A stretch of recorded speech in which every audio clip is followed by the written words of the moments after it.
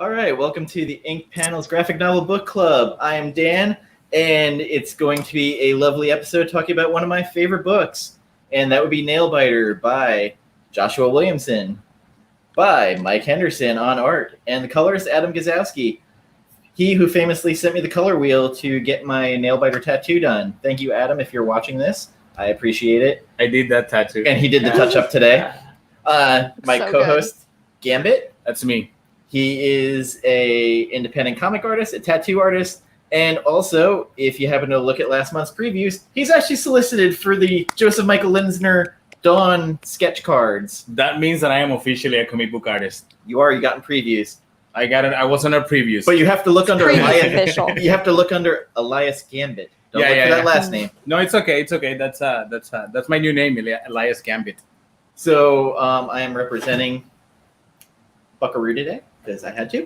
And we have the lovely Jennifer Jennings Comics from the Comic Lounge and Instagram, sometimes on Twitter. Sometimes I like Sometimes. how you retweet. guys specified sometimes on Twitter. Sometimes. Listen, she's there, but she's not there.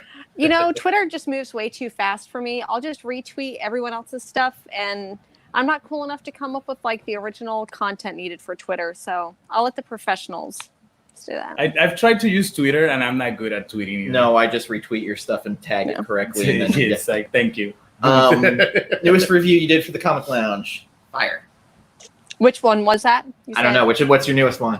The last one that I did was for The Plot, which is another horror comic book by Vault Comics, which, like, I know that I keep talking about this, but Vault Comics is killing it. They're doing a lot of stuff.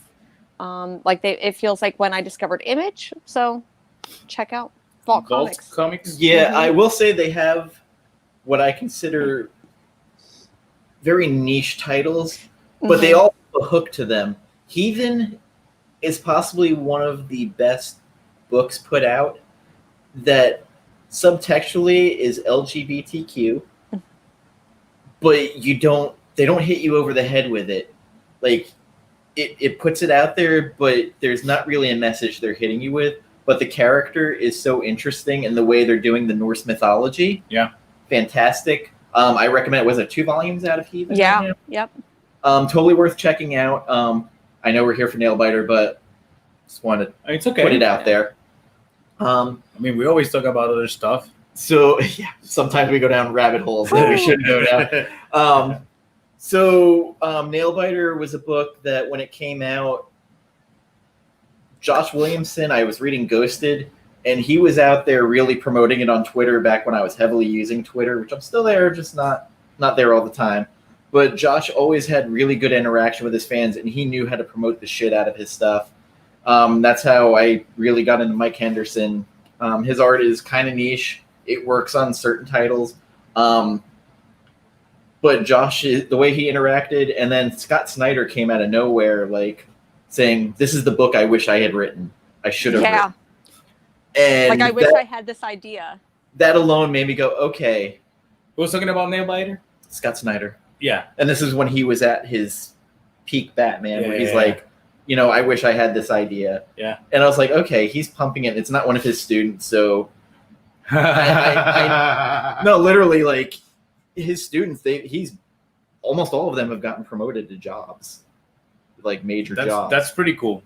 I met him a few years ago at the Puerto Rico Comic Con. I hosted his panel, and he seems like a good dude. And he was a really, really cool dude, and he actually helped me motivate myself to finish my book the year after. And the thing I've always liked about Snyder, he's very open about his anxiety and depression and mental issues that held him back. Very, very open about it. Even to the point where they offered him Detective Comics and he got drunk because he didn't know how to handle it. I mean, if you say to me right now, hey Gambit, you have the opportunity to do a Lobo book as you want it. We're gonna let you do whatever you want with this book. I'll probably go and get drunk too. Yeah, he's like he went into it in detail in Kevin Smith's Fat Man on Batman, where he showed up and he got drunk and he was trying to pick his artist, and he sent this email. He's like, I got Jock. and just hit the button. It just kept going. He passed out. Funny story to listen to, and I think it's on YouTube, just the audio of him talking to Kevin Smith. It's really interesting, especially how him and Greg Capullo hated each other when they got on Batman. Oh, really? Yes, they did not like each other. Well, that's they both thought the other one was bossy, and they both begged to get off the book. Wasn't that book the best-selling book at the time? Yes. So back to Nailbiter. So I read about it, and I like Ghosted. I checked it out and fell in love with this world that's weird. Cidnya, who was supposed to join us, unfortunately had a family emergency come up. She, for some reason, read an image solicit that compared it to Twin Peaks and Seven. I don't get that vibe at all. I just don't. I think it's just the like Pacific Northwest atmosphere here. Because like, you know, being in Oregon, this was based out of, and then Twin Peaks is in like Oregon, Washington in this area. So Oregon. Yeah. Oh, it sounds like Oregon. It's like what is there a place called Oregon? Confused there for a second. I'm sorry. It's all right. So I should have gotten on that. I'm telling you, man. Useless right now. Well, you're recreating a Rob Liefeld cover. Oh, you were not supposed to say that. So, as a new reader to this series, Gambit, what did you think of it? So I read it last night, not because I was procrastinating. It's because I moved studios not long ago, this past week, and before that I was moving an apartment. But that's too much information that nobody cares about. So I read the book last night, and the first thing I thought when I was reading is that it reads a lot like a movie. When the pacing and the atmosphere of the book, it reads a lot like a movie. And I am going to be honest. At first, when I saw a few pictures of it online and stuff like that, I was like, I was not too in love with the art, but I don't think it would have worked with a different artist. I don't think it wouldn't have pulled me in the way it did. I actually read it in one sitting. Usually when I read books, I have to put them down and do other stuff and whatever. But last night I sat down and I actually read it from the beginning to the end in one sitting. It's a very quick read. It was a very quick read, which surprised me. I wasn't expecting it to be such a quick read, but it didn't affect my enjoyment of it. It's not like other books that they're you finish reading them and you're like, oh well, that was fast and satisfying, and but this one, it was actually really, really satisfying. I like that movie feeling about it. I think I've said this before. I'm not a huge fan of horror movies or horror books or stuff like that. I think it's already horrible as it is in the real world. Did you consider this a horror or suspense? So I feel it's more like a thriller, suspense, scary, but full Silence of the Lambs. But but that was super obvious. Like that was super obvious that they were like, "Hello, Clarice." I was like, "Who?" I like that. Like how I like how these characters interact with each other. It's very interesting, and I legit for a minute had to. I stopped and I said, "Wait, is this based on real events?" And I had to go look it up. Then I felt stupid about it. Well, it's like there's no place called Buckaroo. Warren's weirdly charming for like a serial killer. Yes, but I think that's one of the things that they touch is like he is the classic textbook serial killer, white, lonely, polite, charming, intelligent male. It's like I very much. I told Gambit earlier. I started reading it on this. I started fan casting. Oh. And I picked out my Warren immediately. Who? Dan Stevens. Did you ever see The Guest? No. Mm-mm. This dude is magic in that he's doing a McConaughey in it. He's British, but he's doing a Matthew McConaughey impression. But he's fucking charming and at the same time psychotic.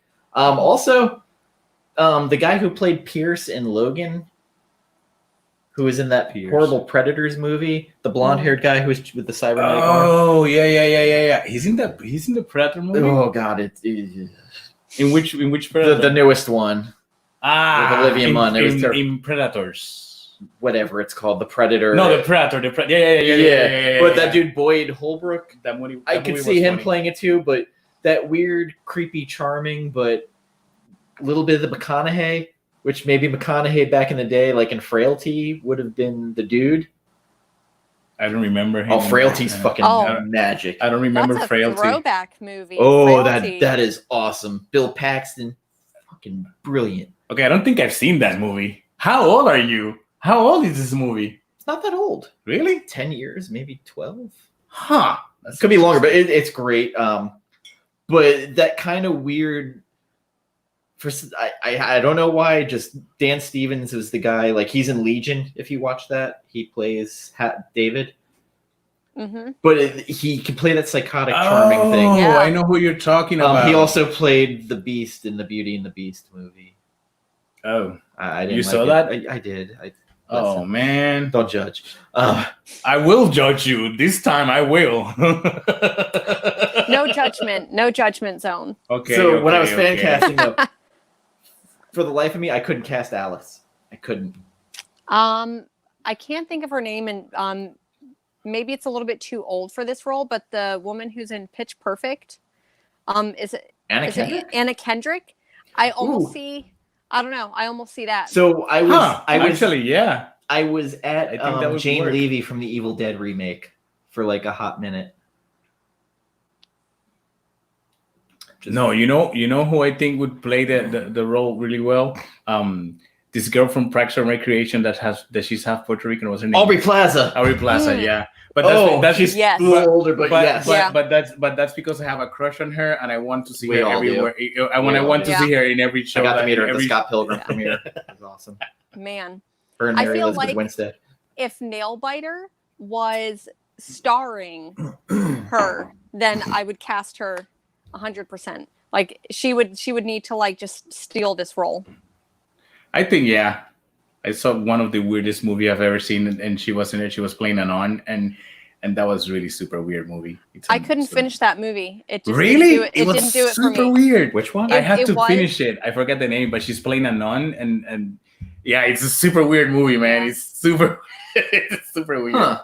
Yep. And Life After Death. Oh my god, yeah. Anyway, back to Nailbiter. So I finished the thing in one reading. I really want to read the rest of the series. Mhm. I happen to have it. I know you have it. That's why I'm saying that out loud. You said that about Lucky Kid and forgot and walked out. Hint, right? And I walked out without the books. I feel like this is one of those cases like Lock and Key that everything together works exceptionally. The pacing in this is Yes. way better. Yeah. It's much tighter. I mean, I don't like comparing books because I feel that although they're in the horror genre, they're still completely different. I feel like this one's a little bit more horror than the other one, although just because it's a little bit more gruesome. Because I opened the book and the cover for issue 1, just saw the cover, it's like, oh my god, this is brutal. Like, dude just biting his nails. There's a panel where he's biting his nails, and I can hear that. Like, Yeah. man, you have to bite that shit really hard in order to, like, I would come never on. be able to. And then the Just thinking about it. What's your take on it, Jennifer? So this is something it's I love image titles, like no matter what. I feel like I will pick up any image title, even if it's like a shitty one. But this title has been recommended to me so many times, and for some reason I think I bought it a while back, and then I just never. It sat on my shelf for a while, and I read it, and I do agree. I don't. It was compared to Twin Peaks, did not feel the Twin Peaks comparison, even though I never finished Twin Peaks. I couldn't like fully get into it. And for sure, it's definitely not a horror book in the sense of either like cosmic horror or like I feel like I'm going to be murdered type horror where I put myself in like the shoes of the character. Like But- a mystery.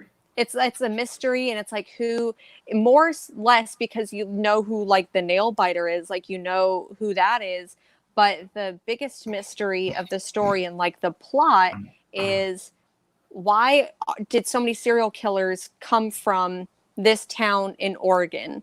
And so, and it's a small town in Oregon, and I just moved to Oregon a couple months ago, and I can tell you, driving through some of these small ass towns, like some places are wastelands. I have been to the worst rest stop where I thought I was legitimately going to be a murder victim at this rest stop in Oregon. So I feel it. Was that the last Blockbuster? Oh, no, the last Blockbuster. No. The last Blockbuster in Bend is beautiful. Beautiful, well lit, in a quaint little, like, touristy town. But there are towns outside of there that are, man, there's nothing out there. There's like a couple cities, but then outside of that, it's just wilderness out here. So I can definitely see how this is plausible, I guess. And even doing a little bit of research, I guess, kind of like you, like I had to figure out, was this based on real events? Mm-hmm. It wasn't, but there are. Are you disappointed? No, but there's not like necessarily like a Nailbiter type serial killer that's real. But Ted Bundy is based out of Washington. Yeah. And, you know, kind of circled this area a little bit. And in doing a little bit of like background research for this, Tanya Harding is from Portland. That's one thing that I found out. Well, so you're saying that fucked up people come from that place, and now Florida, live Germany here. Are here. I mean, yeah, it's kind of. Yeah. I mean, we're not that far off. So I love that all these killers are themed. Mm-hmm. Yes. What was your favorite? Really cool. What was your favorite killer? I don't have one. Nothing. Oh my god, the silent killer, the guy who killed people who talked in the movies. Fuck me, that is. Yes. I relate to that one so hard. I was thinking about the same one. And then the blonde, the cat caller who sewed their lips shut. Like there's ones that there's a little bit of like some of these where you're like, okay. yes. Yeah. Oh, except for the book burner. Fuck that guy. Yeah, fuck that dude. So here's the thing. I'm one of those that criticizes these people that are obsessed with serial killers. What are you saying, man? I'm sorry, man. No. I'm saying people that are obsessed to the point that, you know, like obsessed. You know, I feel like there's a thin line there. You know, that just a little bit more, it's just way too creepy. It's as creepy as it is. You know. Did I never show you the BTK killer one that Andrew did? Yeah. So I definitely feel you there with that. Like these, especially when all of the serial killer documentaries started popping up on Netflix and Hulu and all of that. Like, if you have like an obsession with serial killers and you're interested and you want to get in their brains and do all of that, I can understand that. But when I see these people out there and they're like, I'd let Ted Bundy fuck me, I'm like, right. That's what I mean. The Richard Ramirez, the lady who went to the jail to marry him. That's exactly what I mean. You know, yeah. I love psychology, you know, so for me it's very interesting to learn how these people behave and think. For I like to learn about it just from research or understanding point of view. But once I get something out of it, once I learn what I want to learn, or I have a better insight or a better understanding, that's it. I move on to the next one to try to understand, you know. And I like to see these documentaries. But the Bundy tapes was. But I see comments of people that like, oh, I let Bundy fuck me, you know, shit like that's like oh my god, it's like oh my god, you know. So when I was reading this and they were listing, you know, different serial killers, and some of them, you know, were like the silent killer, I was like, shit, that's and the blonde one, I was like, man, I kind of relate to those two, you know. I'll definitely, if I was a serial killer, I would definitely be one of those two. Maybe not the cat color one, because I don't have that problem. No, but you can understand how women would get pissed off. Definitely. You know, I wouldn't. Yeah, exactly. Yeah. You understand what I'm trying to say. I've thought that before. Like, you deserve to have your mouth sewed up and maybe your butthole too. Yes. All right. The butthole's a little far. Okay. So let's not. Yeah. It's not far. That's exactly what. It's exactly what they deserve. But I love the creativity for some of the themes for these killers.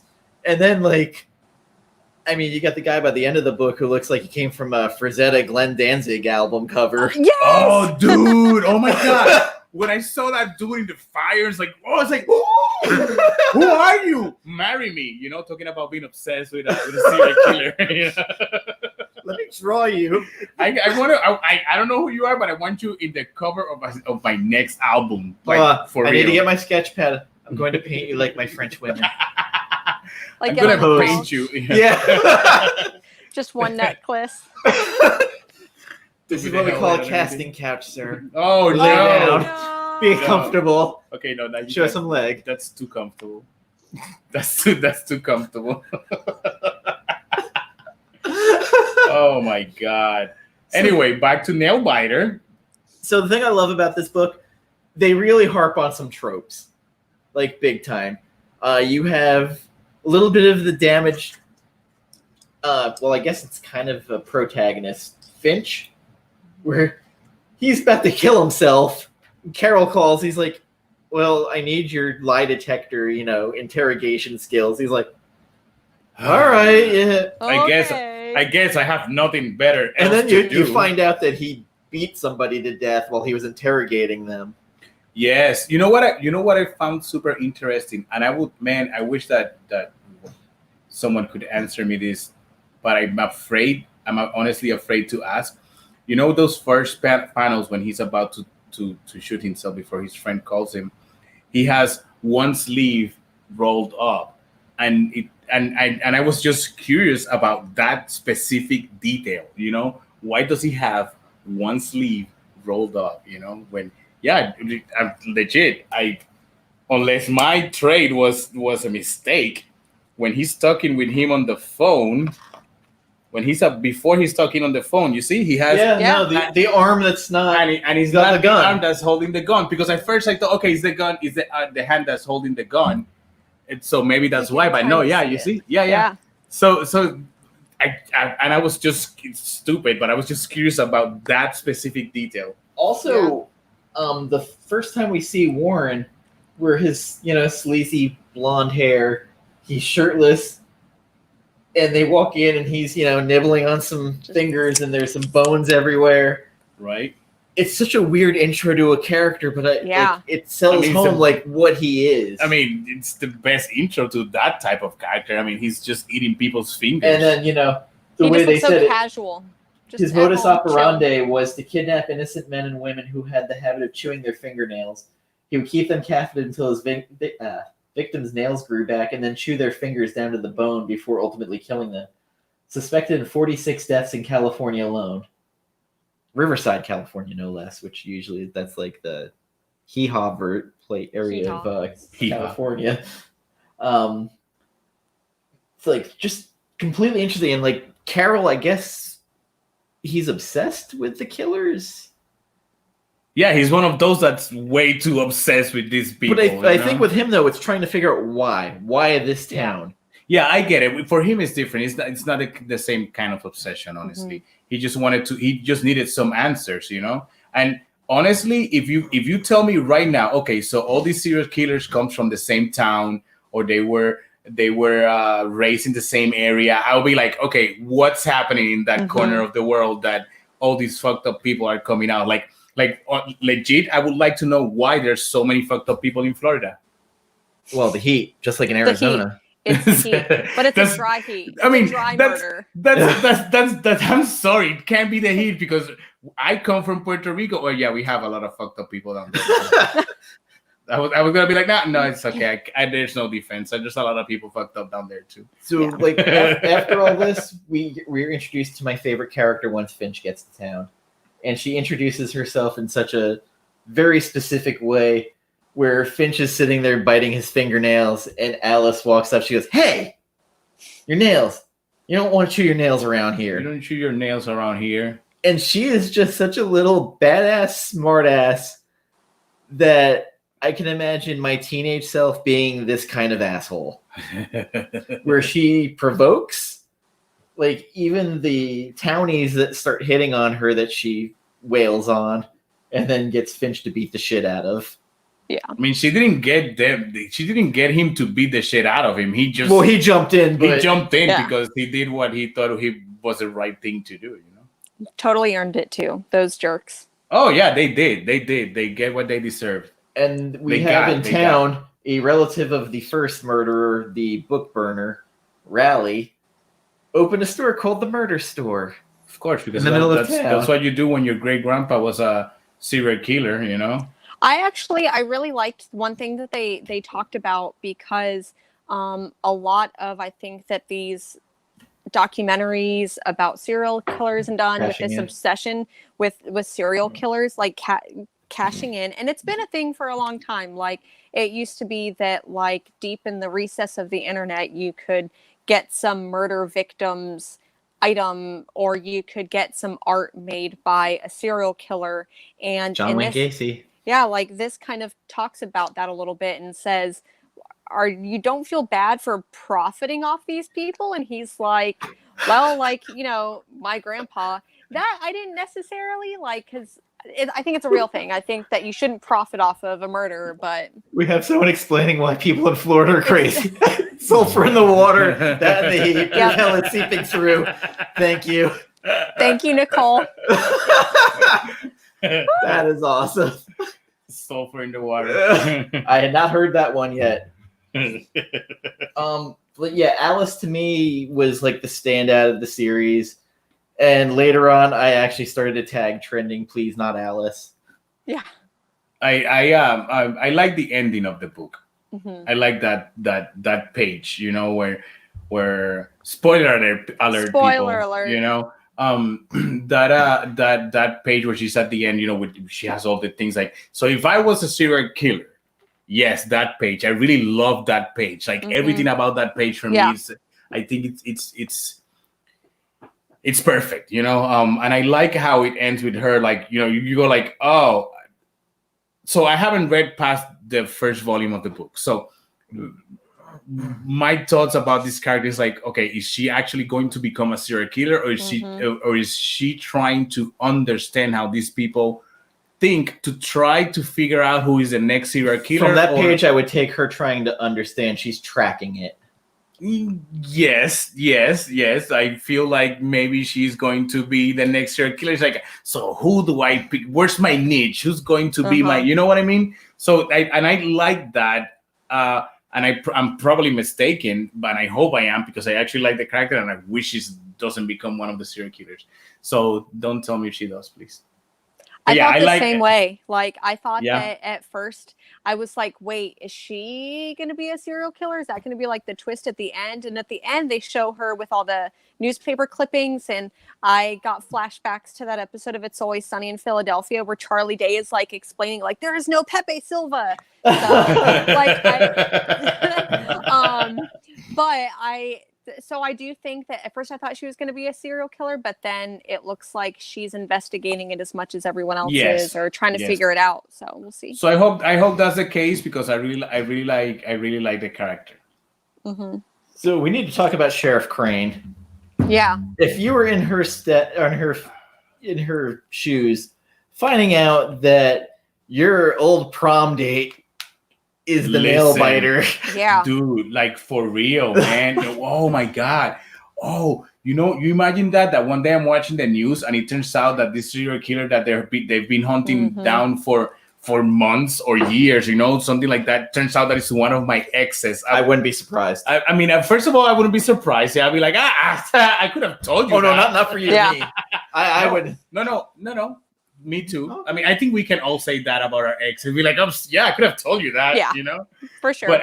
But for real, I there's a line in the book that he says to her, Finch says to her, you want to talk about it? He said, no, that's what my therapy is for. I like that she acknowledged that they make, sure that to let you know that she is going through some shit on her own, like, not on her own, like although we are not talking about it, and it's something that we definitely need to talk about, she is handling it, she is working with it. And I feel like that's very important, that you have this strong character that has no problem going and dealing with what she needs to deal with a professional, especially these days. I feel like there's so much stigma on going to see a therapist, or some people see it as a sign of weakness. If I go see a therapist, listen, I talk to my therapist at least 2 times a week over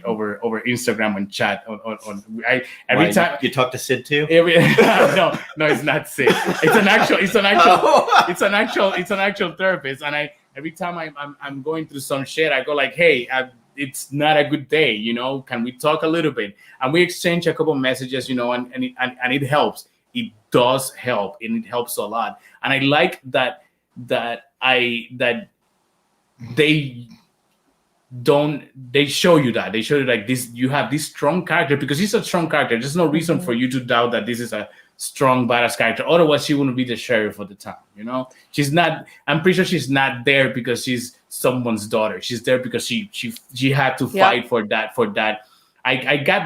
That's something I really like about. Sorry, I'm ranting right now. That's something I really like. I really like about the book with just a few lines. Although it's a book that read so fast, I could get so much out of the town and out of the people around it with just a few characters. And I can guarantee you that character, and I might be mistaken, but I almost can guarantee that this character, she's there because she had to like fight through to get there. Like she had to prove herself worthy of that position, and still people give her shit, especially considering that she is this fucking serial killer, and he lives in town. It's like, of course you're gonna cover for him. So you've been doing that since you were young. And this is a credit to Josh Williamson with the way he is able to write these characters, and he has grown so much as a writer. His Flash run right now is the best since Jeff Johns. Really? I have no problem saying that. Okay, so you're saying that I have to go back, I have to go read his Flash? He is putting his stamp on the character. Okay. And I hate Barry Allen.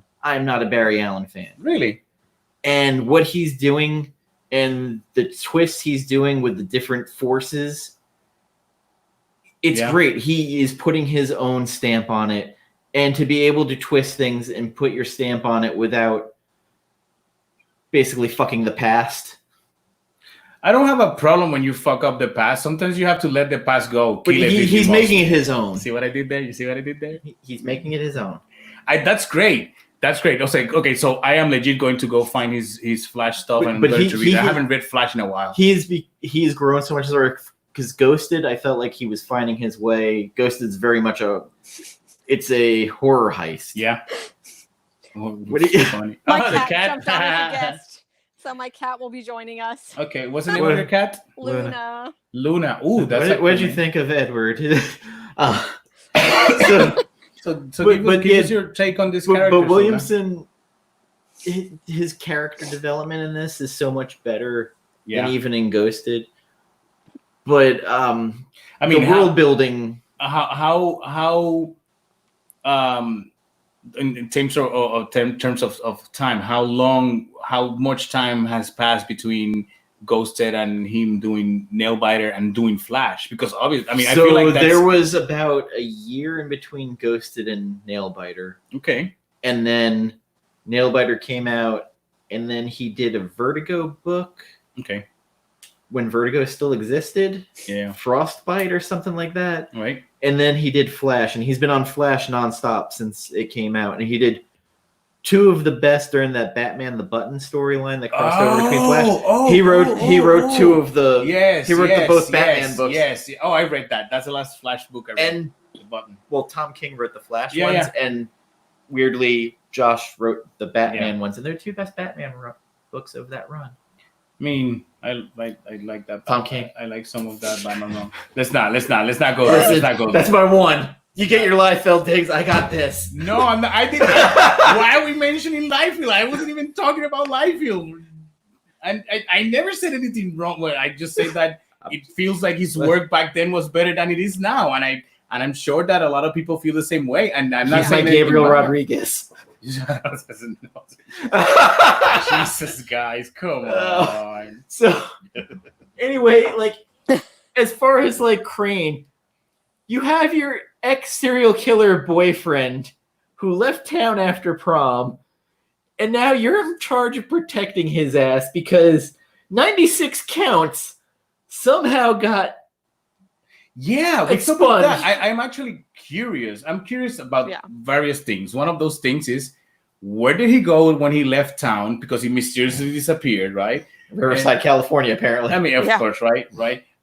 But more than that, I'm just curious as to, because I'm sorry, if you put this dude on trial, it's really difficult. Let me not say that, because we've seen where similar shit just be out in the streets. Even when we meet him, you know?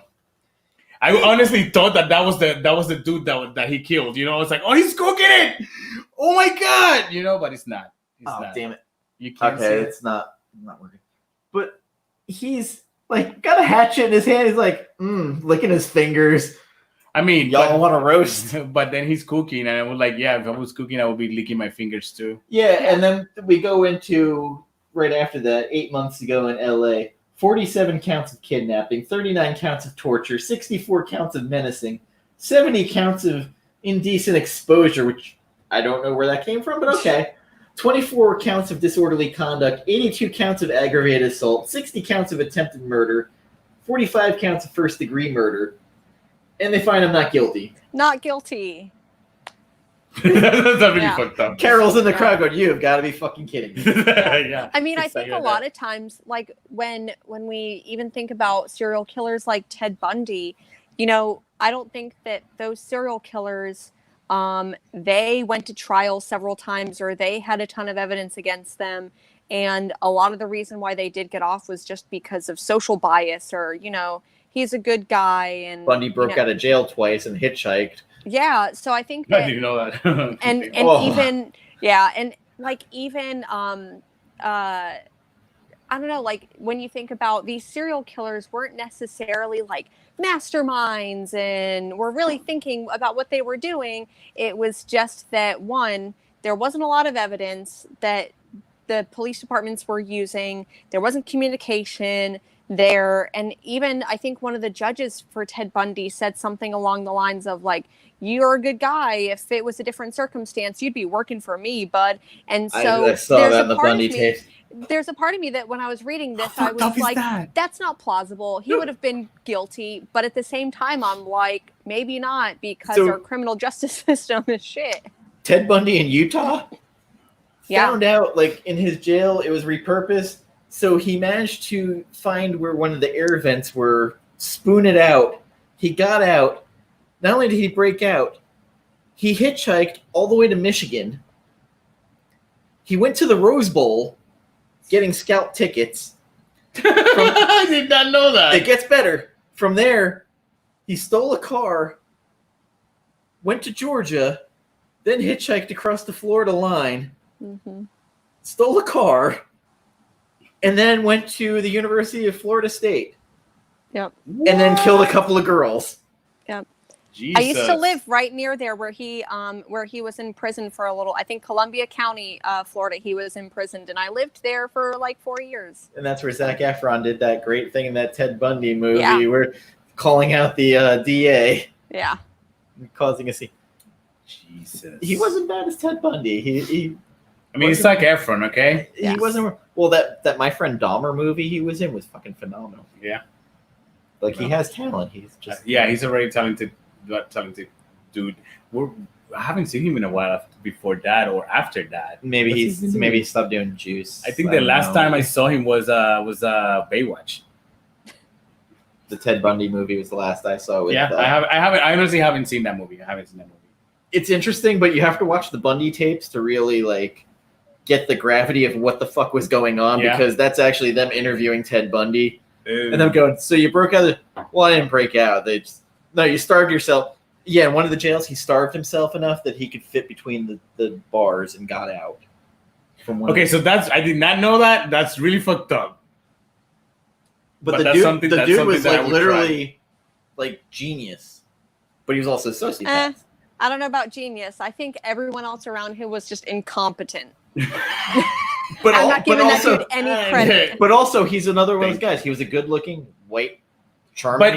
But he's excited. It's the charming, smart, good-looking. Well, people call Charles Manson smart too, and Yeah. we've seen some of those tapes. Yeah, I mean, I don't know how they fucked up with Charles Manson. You know, Acid.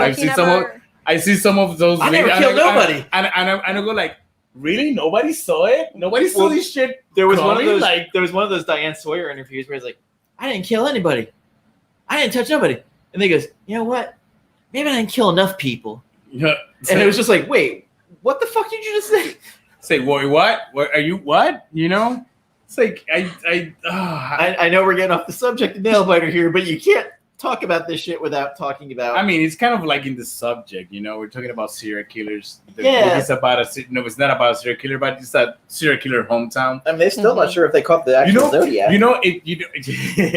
If I would live in a town where 16 of the worst serial killers in the world are from this town, I legit would have named my high school football team like the Buckaroo Butchers, the Butchers, you know, and I would be very morbid about it. Would your tattoo shop be called the Slaughterhouse? Yes, Slaughterhouse, you know, Rusty Needles, you know. Ooh. No, you don't want that. That Rusty Needles. It's like designed like that same rest stop that I was at on the highway. That's what the tattoo shop looks like. Exactly. Listen, so one day I was driving from New York to South Carolina, right? And at some point it was super late at night, and we have to put gas, and we needed to use the bathroom. It's like it was like a 16-hour drive or something like that.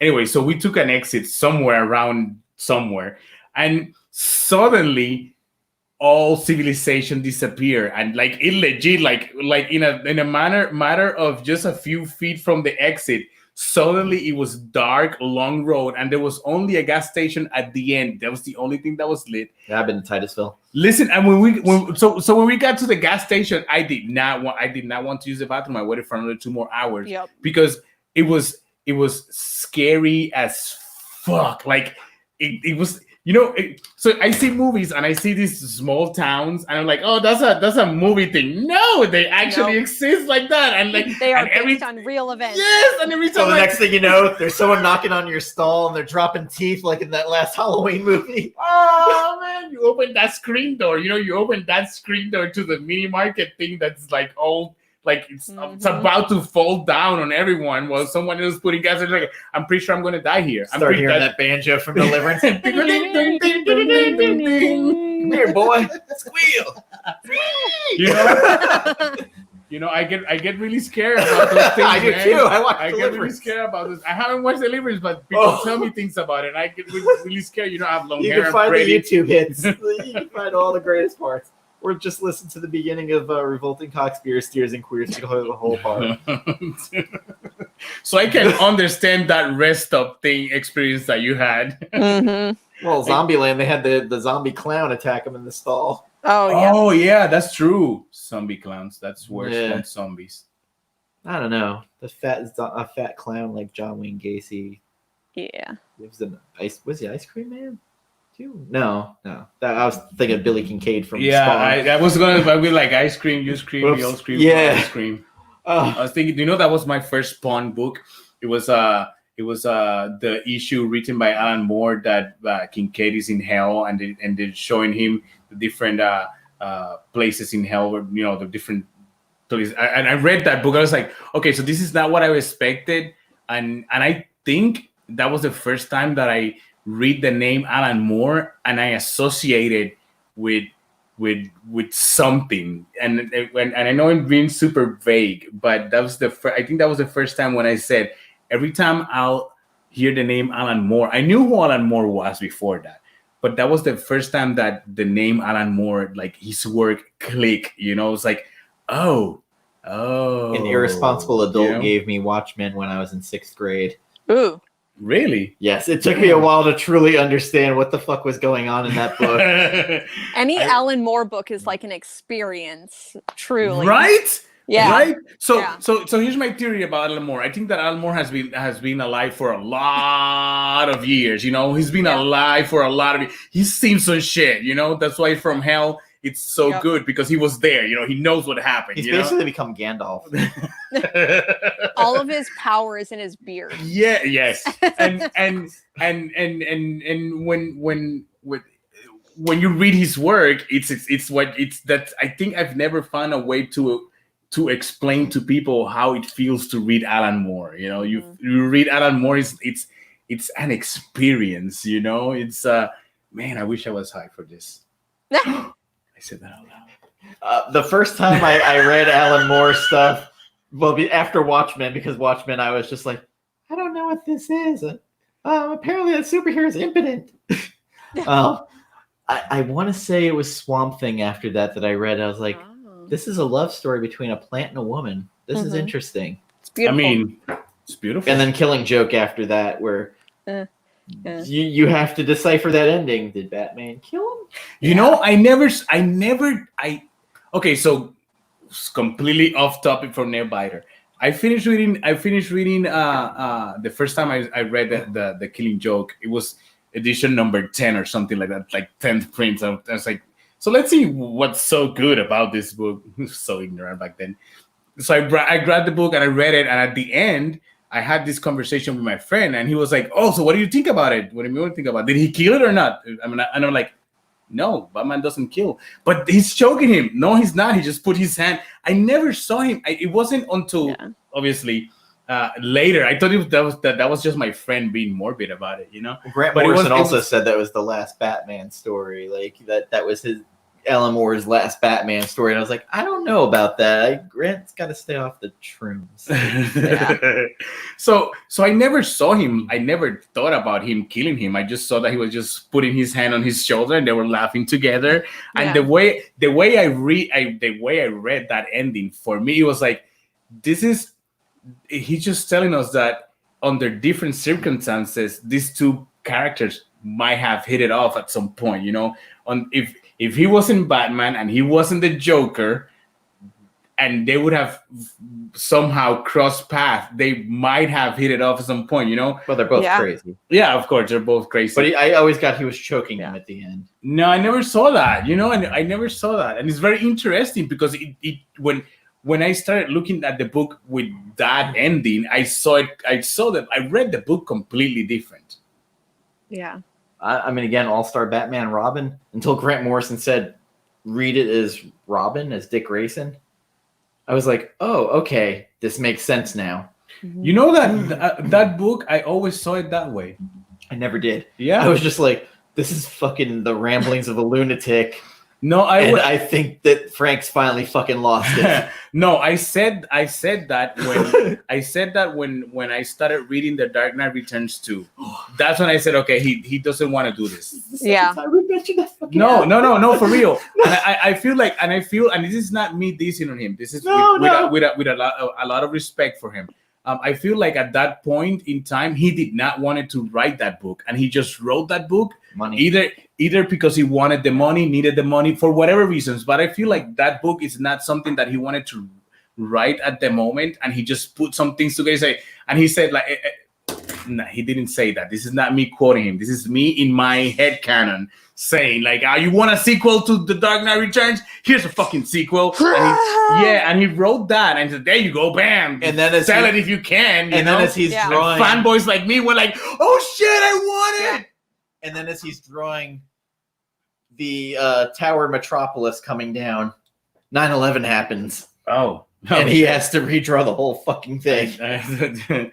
So I lost it. I lost what I was saying. You were raging about Frank. It's raging about Frank. I always rage about Frank or someone. Anywho, okay, so we've gone down a rabbit hole once again. It's okay. As we do. Yes. Part of it. So we are so beautiful. Always off subject, so this is going to always be what we do. We're going to go off subject. We're going to start talking about things that are kind of in the vein. We're very passionate about the books we like and the ones we don't like. Hi, Tom King. Yeah. So,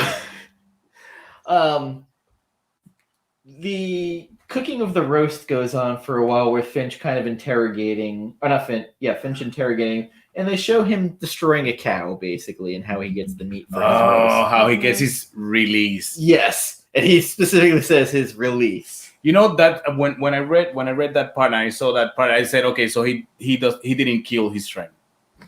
And then he does the creepy thing where he goes up to, oh my God, what's her name? The sheriff. Crane. And he goes, moo. Yeah, that's super into her ear, and I'm like, ugh. That's super creepy. Sorry, I interfered. No. So when they showed him, when he said it's my release, and they showed him like going crazy with the cow, that's when I knew, okay, so there's something more going on. He doesn't have. That's when I knew it was too obvious if he was the killer of his friend, if they would have said a page or two later that he was actually cooking this dude's friend. What's his name? Carol. If that he was actually cooking Carol, I'll be like, oh man, it's kind of obvious and lame, So when they show him doing that with the cow, I say, okay, it's not him because he actually has a release. Mm-hmm. Because I feel like a character like that, I'm not saying that I'm not saying that all serial killers need that release. I mean, they do need a release, but a character like that, I feel like when you give him something to channel that energy and that anger or whatever it is that motivates him, you basically make him safer, because I think that some of these people just don't have a release for that. I feel like sometimes these people need, and when I say these people, I'm talking about serial killers, and probably not all of them are that, some of that just really fucked up. I mean, they are all fucked up, period. There's no nothing else. But I feel like if they had some release at some point to move that anger and use that anger in another way, maybe, and I'm not saying that killing animals is the right way to prevent a serial killer. That's not what I'm saying. That's completely the opposite. But once they fucked up, once you give them a way to release that energy, not killing cows or killing animals, but a way to use that energy productive, you make them a little bit safer. So they become Gordon Ramsay, right? Yeah, I'm pretty sure if you take the kitchen away from that dude, he's going to start killing people. Like, that's legit. He's going to start killing people. Do you think that serial killer? I know we're getting a little bit into the psychology of it, but do you think that serial killers can be reformed? Like, do you think that there's like a switch, or do you think it's just a lot of therapy? Because my personal opinion, just like on looking at the way most serial killers are usually white, male, young, and I think that not necessarily that they come from privilege, because they don't have to be rich to do it, but I think a lot of them have lived lives where their parents are like, oh, he was such a sweet boy, and it's like, this is why your son killed, is because it's like being Teflon. Yeah, you know that you can get away with this stuff because either no one suspects you. Like the BTK killer, I watched that fucking documentary on him. Not because I'm obsessed, because I was just like, all right, this is on. The dude was in charge of his homeowners association and would cite people for their grass being too high. He would walk around with a ruler. That's really I can picture that dude like binding people together and torturing them. So if I live in that neighborhood and that dude is doing that, I'll be like, that's a serial killer right there. That dude's a killer. So I don't think that they can be reformed. I think that once you become a serial killer, there's no turning back. That means that you killed more than 5 people or something like that, right? So once you go down that path, there's no turning back. There's no redemption for you. Fuck you, man. You deserve to fucking die. Yeah, that's it. Yep. But I feel like if there's a point that if you catch that in time, if you can identify that in time, that you can prevent, but that's really, really difficult to, it's like there's some kids that is super obvious, like, okay, so you need to do that something about your kid because it's gonna kill someone. He's torturing animals, like Rob Zombie did in that last Halloween movie. He's like, oh, little Michael Myers is a shitty family, and he's torturing his rats, and there's some cats in his locker that are dead. Yeah, that's really fucked up. Well, yeah. Also, he just ruined the whole mystique of Michael Myers, but I can go on for an hour about that. Yeah, but we're not. Yeah, no, it's not. So Michael Myers.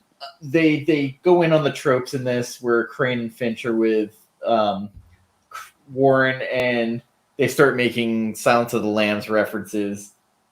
And they're like, this isn't Silence of the Lambs murders. We're not teaming up. He's like, that's fine with me. I've never been a fan of Chianti. Yeah. Like, just little shit like that. And, like, Alice is like, I've never seen Silence of the Lambs. He's like, really? She's like, no, what? How old are you? These kids, you know, kids these days. That's how I would react. That would turn me into a serial killer. If I've talked to someone, listen, if someone walks in and we're talking about serial killers and I throw a line from Silence of the Lamb and this person says, what? Where did that come from? Okay, you need to leave. That will legit turn me into a serial killer. I'm joking. I will not turn into a serial killer because of that.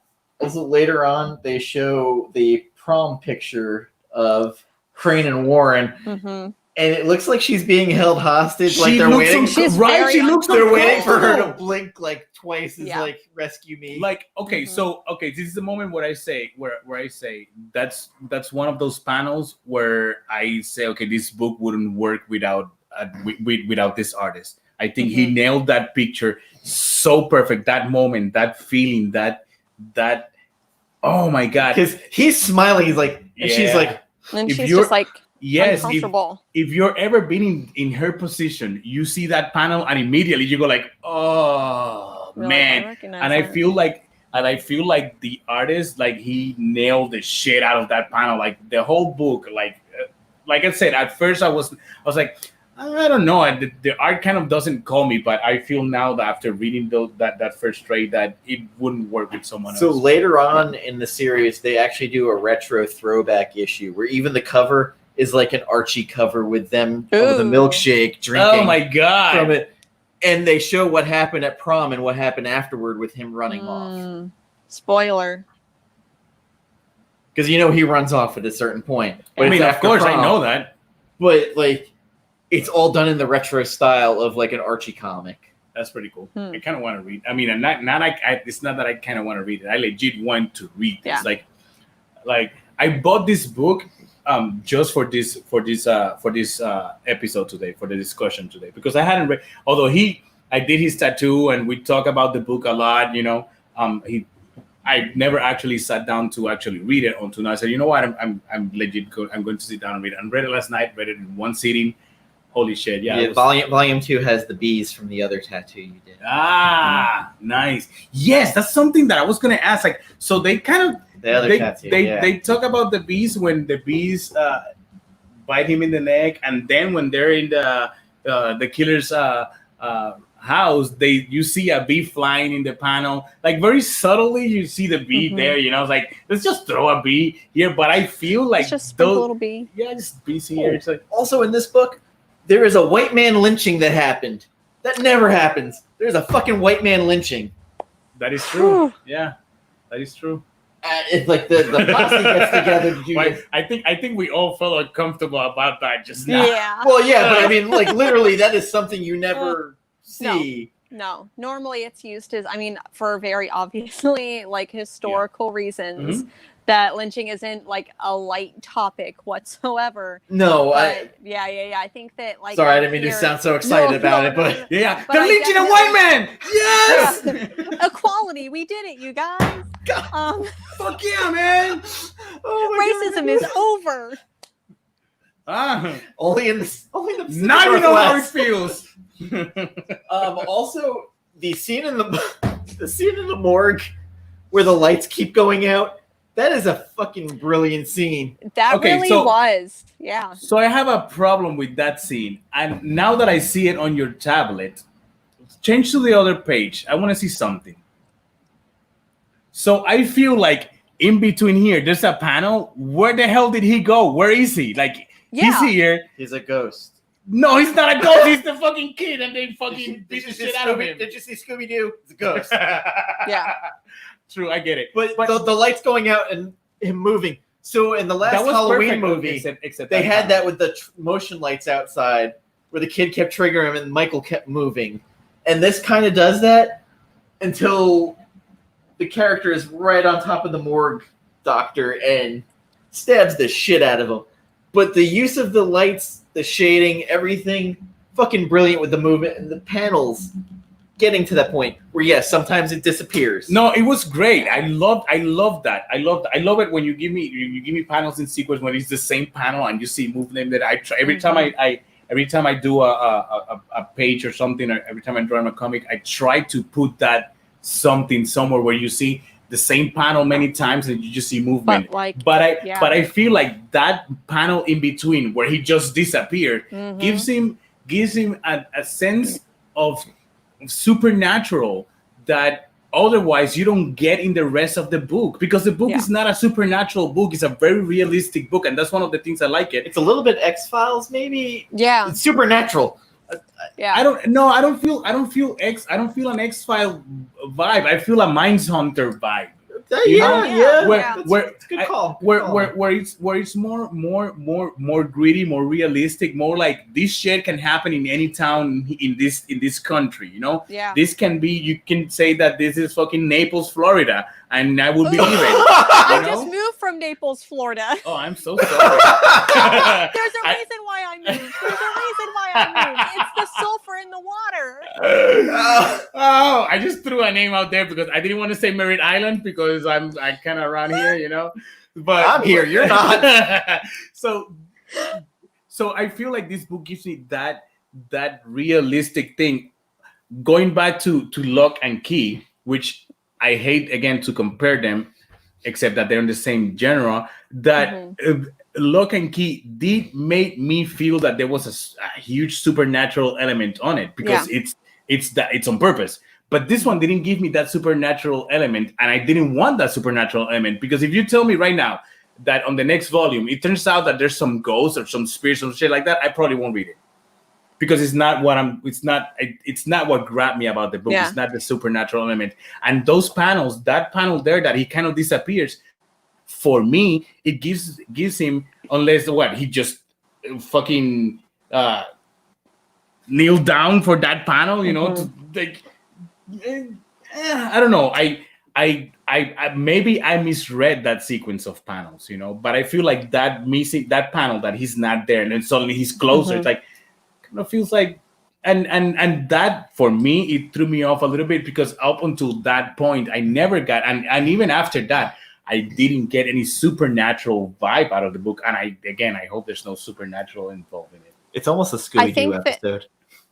Yeah, I think that like that scene where they're in the morgue and it's like lights on, lights off, lights on, lights off.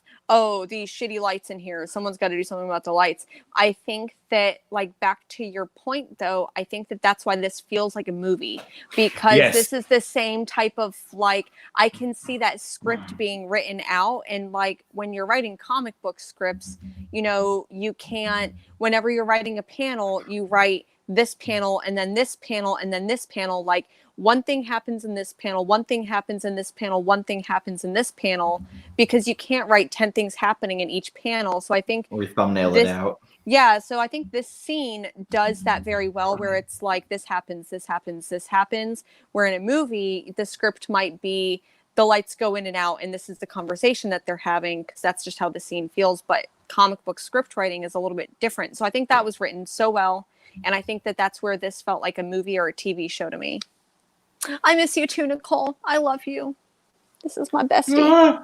I also want to shout out Guzowski's coloring, which really fits the mood of this book. Yes. And again, I feel like I don't pay enough attention to the colorist sometimes on these books, but the last two, between Dean Ormston's colorist, and then I think it was Dave Stewart, and then this one, it very much helps the book and the mood of the book. Yes. Yeah. Oh yeah, I think like I said, the whole team did a great job. Like the whole, and that's something that I see myself lately. I've said this before, that I see myself lately enjoying books that I normally wouldn't have picked up before or enjoyed before, either because of the art, because of for whatever reasons. It's some books. So it's books that I probably wouldn't have picked up if it wasn't recommended by you. And I'm really glad. And although I have tried things outside of the DC, outside of the superhero genre every once in a while, lately I see myself reaching out a little bit more often to those grounds. And this is a great book for that. It's a great book for if you don't want to read superhero, adventures. You got something to get that itch. And I will say something. This team, Josh Williamson and Mike Henderson, they've always shouted out everybody else on this team. They've not taken the spotlight on themselves. They've always said, look, Guzowski does this. Yes. The letterer does this. So they've always included the entire team, and I'm probably an asshole for not including everybody, but I didn't get everybody's names. So one of the things I really like about the trade when I got it is that it has the last names of everyone involved in the cover. That's actually pretty fucking cool. Yeah, they've always been like that, where even at the signings, it's always been, hey, you didn't get these two people. When you see them at a show, get them. Yeah. I think that's a really nice touch, because I'm speaking for myself right now. Sometimes we tend to forget that, and I say we, I don't know why. Sometimes we tend to forget that there's more than two people involved in a comic book. Yeah. That is not just a writer and it's not just an artist. There's an inker, there's a colorist, there's a letterer, there's an editor involved. Although sometimes you feel like the editor had nothing to do with the book, but that's not the point right now. And it's good, and I like that they put all the names in the cover. And I feel like, for example, when I work with my friends, the books that I publish, I make sure that we are both in the cover. The first book, I made sure that when I designed the cover and I put all the letters, make sure that his last name was there next to mine. And it was his idea, so I made sure that his name was first than mine. And then the next book I'm working is the same. It's a joint adventure. Both names has to be there, not just me, just because it's like there's other people involved. And I just finished a 6-page short story for a friend, and one of those pages I had to list down all the artists involved, and I was really happy that I got to, in that panel, list the name of other 6 artists involved in that book. And for me it felt like shit. It's like I didn't feel alone in well, even just, I'm not alone, of course, even just for that card set you're in. Just the fact your name showed up with all those other people. Oh yeah. It's a huge deal, especially you've been independent artist for a while, and that set tortured you. Joseph Michael Linsner tortured you. No, he did not torture me. Do not say that, because he did not torture me. I put that extra pressure on myself, and that's good. It just sometimes I don't do it in a healthy way, and that time I didn't do it in a healthy way. I put some extra pressure because I want to make sure that whatever it is that I put out there, whatever it is that you see, is my absolute best. And we're getting off. We're sidetracking. But I think giving these people involved in these books, it's kind of like when we talk about the movies. We're like, hey, you need to check out the books these came from, especially with the Avengers stuff, because those creators aren't getting dick from them unless you buy those books. That's totally off track. So is this town Mayberry? Because Alice just wanders right into that jail, takes the keys, and goes and visits Warren. I thought that was like, okay, so that was super easy. And then taunts him, going, "See these nails?" If you're talking to someone who likes to bite nails. And by the way, they find Carol in the graveyard underground. Oh my God! With his legs gone and his mouth sewed shut. So basically, using a little bit of the blonde, and just his arms are gone, his legs are gone, and he's like, that's really a hell of an end to an issue. That was the perfect ending to that issue. And then issue 5 starts with Warren going, "Have you ever tasted blood?" Yes, I have. And he starts biting through the nail, and he shows what he does. That's the panel that I'm telling you about. When I was reading, it's like, oh my God, I can hear the of the nail breaking. It's like, first of all, you need to have a really, really, really, really hard bite, to break your nail. It's not really showing that, but because the glare. Yeah. But it's fucking gross. It is gross. It is gross. So when I opened this book last night, when I sat down to read it, I was like, okay, I have to read this book. The cover for issue 1 is not in this book. Awesome. It must be at the end. I'm really, really right now not tempting. I'm really right now risking spoiling the book for myself. Oh, I like that cover. Holy shit. Jesus. Yep, I just spoiled the book for myself really, really fast. That's how we do it. I'm trying to find the cover for. Ooh, these have some really cool sketches. Yeah, they got some whips in the back. Ooh, okay. So I love it when books. That's why I love trade paperbacks. One of the reasons I love trade paperbacks is when they have like sketches and character designs, and you get to see different versions of those characters that you like. You're like, I kind of like that version, a little bit. But you notice that maybe like here, there's some sketches of Alice here that you go like, yeah, with that haircut, I wouldn't buy her attitude, and stuff like that. I really like to see stuff like this, in books. So yeah, you can't see it. The glare is it's too white. It's too white. That happens. I can't find the cover that I'm looking for, man. What is happening here? Yeah. I'm in the cover section right now. There's a baby with the mask of. Oh no!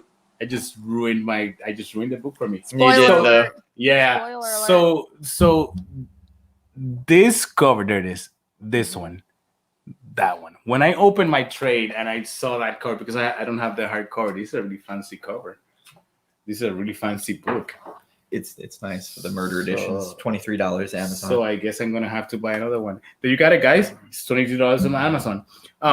So when I opened that trade and I saw that, immediately I saw that panel. I was like, oh, this is fucking gross.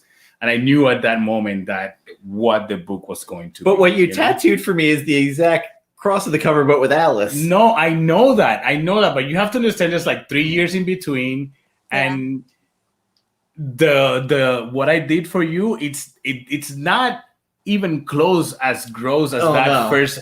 I think it's ballsy that they used that for the cover of the first issue, because it's like right there in your face, like you see tendons and shit in the fingers. Also, for when they show him in the jail biting his fingers in that issue 5 at the beginning, it's kind of monochromatic so that the blood really stands out. So that it stands out. And then it goes to full color, and they show, once it goes to full color, it's Carol's hands being cut off. Oh my God, yes, that panel is so good. I want to know what happened. Like this is one of those books that I legit want to know what's going to happen next. And like Carol's sitting there going, not Carol, Warren's telling Alice, like, well, then I laid out black garage bags on the ground. She's like, go on. Well, and this is where it gets really, it's just like, what? The Crane walks in, she's like, what the fuck? Are you kidding me right now, Alice? Are you fucking kidding me? And he's like, and then Finch is like, this can't be good.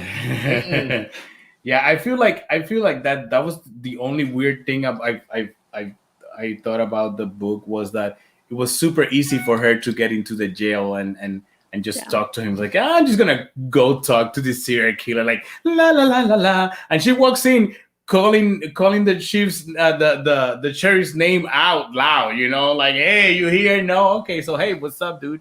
I have your keys here. Like all of these towns only have one person that works there, and the one person that works there is just like, it's Mayberry. It's fucking Mayberry. Right. So it's like, have you ever seen Stan versus Evil? Yes. It's like there's like only 3 people in that sheriff station. Like there's like 3 people. Like the whole town, there's only 3 people. How many people live here? It's like it's a population of 12. So Raleigh from the murder store. The guy from the Glenn Danzig album shows up, beheads him, lights it on fire. Yep. And he's got the coolest fucking costume. Like, big, yes, he's got horns, helmet, horns, 2 giant going on. machetes, it looks like. Here, all. Yes. Yeah, if I'm going to die, I want to die by that. See that? Yeah. By that dude's hand. Later on, he's on a fucking horse looking like Death Dealer with hatchets. Yes. In the series. And I'm like, all right, don't fucking tell me you don't like Frazetta, because this is clearly Death Dealer. I'm here for that. I want to see that. Okay, so in which issue does that happen? Because I need to read that issue now. You'll get there. God damn it. But like, so the guy's just like sees them walk in. He's like, all right, fuck it. Goes after them. They shoot him. And then just like Michael Myers, he takes right it back up. Yeah, he takes it and he gets back up because that's what you do when you're supernatural. And then Warren saves their ass. And unexpected. He's like talking to him. He's like, so we meet again. You don't call, you don't write. Began to think you were mad at me for leaving town. But it's not like you to make such a grand entrance. What's your angle, eh? Why now? So he points and they show the bookcase about to crush Finch and Crane. And he's like, what about her? Answer me. And he's like, damn it. So he goes to save Shannon. So he still has feelings for her. Yeah. Okay, so I didn't read it that way.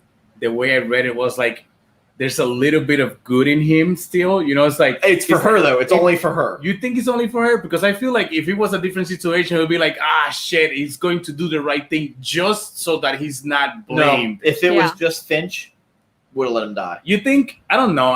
Finch punched him through a fucking wall. Yes. But I think if he lets him die, it'll be more difficult for him to say, it wasn't me, you know? So, and it's like all the things that were said about him were like really true, and he really is. So there's obviously the death dealer looking dude. So knows who he is and knows him enough to know that he is going to be like. So there's people getting fucked up, man. What you gonna do about it? Are you gonna stop me? It's that moment where the hero has to be. I hate that. So by the way, you're gonna love it later on in the series. Yeah. There's kids in high school who become fanboys of the death dealer guy. Oh. I mean, I'm a fanboy of the death but dealer they get guy. Tattoos of his helmet on their goodness. arms. So it's the horns and everything. I was like, it's the fucking Danzig skull. Stop it. It literally is. Okay, so it's a homage to the I almost got it on my arm. Okay.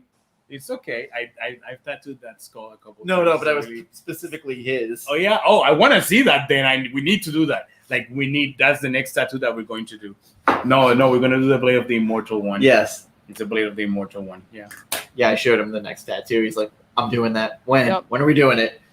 So another agent shows up, Barker, a woman, and she's like, what the fuck is Finch doing here? Right? He's on trial for murder. Yeah. And it's like, wait, how did he get out of where he was if you're on trial for murder? And then we see Alice's home life. It's fucking horrible. Yeah. She has foster parents that are drunks. And it's like, Oh. shut up, dummy, or show's on. Yeah. So she has her murder wall in the basement. Of course, it's always in the basement. Yeah.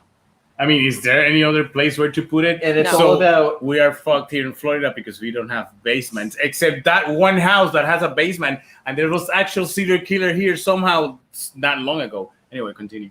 It's like, who's the Nailbiter, eaten alive, and it has the birthplace of the butchers, and it has a map of where each one was, faces of evil, and she's got all these articles everywhere, and she's like, yeah, so if I were a serial killer, who would I kill next? And that's the last panel. And I mean, she's my favorite. She literally is. And weirdly, on this read through, Crane grew on me a lot. Yeah. Really? Yes. Crane, my first read through, she didn't really vibe with me much. I guess I just didn't think about her enough. This time, especially with what you said, you don't realize how strong of a character she is and what the fuck she had to go through. Yeah, I'm pretty sure she had to like go through a lot of shit just to be a sheriff in that town. To prove herself. Oh my god, that drawing is so fucking good. I saw that shit, I was like, I need to read more of this dude, like now. It actually crosses over with Hack Slash by Tim Seeley. Oh, damn it. There's a Hack Slash Nailbiter crossover. Really? Yes, it's a one shot. Ugh! And it goes through two generations. One early on with a younger Crane and younger Warren. I haven't read And then Hack one Slash. later on with them older, with he's fully the Nailbiter. Oh, man. But the person who the Butcher is ties in with it. And that guy is called the Butcher.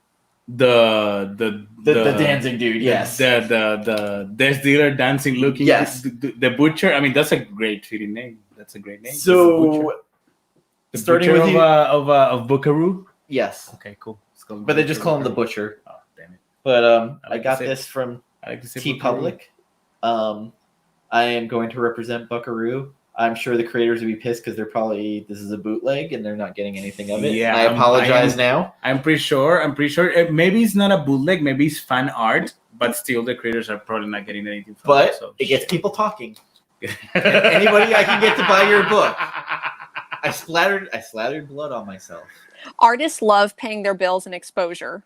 Yes. Oh, right. Oh, yeah. I'm waiting for a private message. Going, hey, that's exciting. That's my favorite way to pay my bills. Exposure. Exposure monies. guys, I respect the fuck out of you. I will pimp the shit out of this book and any work you do. Mike Henderson, Dead Man Logan versus Deadpool. Great book. No, seriously. I haven't read that one. Honestly, I can't wait for Nailbiter Returns. You guys are fucking great. And thank you, all of you for retweeting that we were doing this stupid show. Yeah, that's actually pretty cool. Thank you, guys. Mike Henderson, Adam Guzowski, Josh, I know you're busy. I'm going to excuse it. You have a lot of great books going on. But seriously, guys, thank you so much for even acknowledging that this is happening and existing. If you're watching this, I know I invited you guys on. I did not expect you guys to come on. It's okay because you were freaking out. Yes, I was having a panic attack about it. I was having a panic out. attack by you guys retweeting it. Thank you, Sid, for overnight having a talk with me, calm me down. You're still the best. Thank you. Smallest violin. So, what would you grade this? Okay, so it was nothing that it wasn't anything I was expecting, honestly. And I'm not, like I said a million times, I'm not a horror fan, but I do want to read more of it. Like I said, I really like how it felt. I really like how it read. I really like how it looked. I really like everything about the book. I would give it a nice 8. Solid. And I'm pretty sure that once I read more and once I read it to completion, I just learned that it's going to end eventually. Like the last run starts soon. I'm looking forward to read more and to read the ending. That's one of the things that I find myself enjoying more these days is that stories have an ending. I was telling you earlier, I'm getting tired of the monthly going on thing. I want something that give me a book that I can finish from start to end, and I'd rather end early than let it keep going. Yeah. Yes, exactly.